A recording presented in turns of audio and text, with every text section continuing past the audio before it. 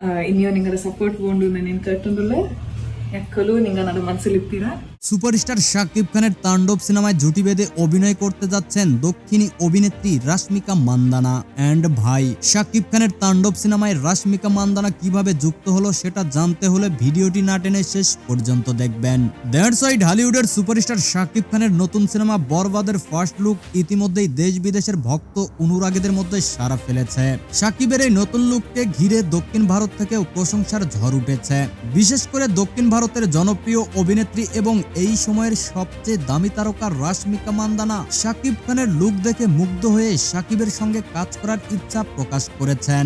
গুঞ্জন শোনা যাচ্ছে শাকিব খানের বিপরীতে রাশমিকাকে দেখা যেতে পারে।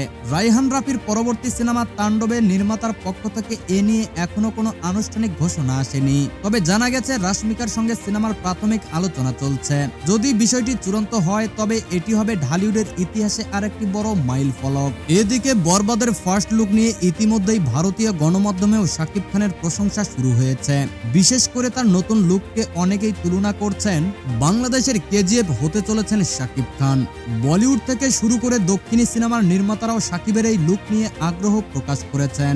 রাশমিকা মান্দানার মতো আন্তর্জাতিক মানের একজন তারকা ঢালিউড সিনেমায় অংশগ্রহণের সম্ভাবনা নিয়ে ভক্তরা এখন অধীর আগ্রহে অপেক্ষা করছেন। প্রিয় দর্শক, আপনি শাকিব খানকে ভালোবাসলে অবশ্যই চ্যানেলটিকে সাবস্ক্রাইব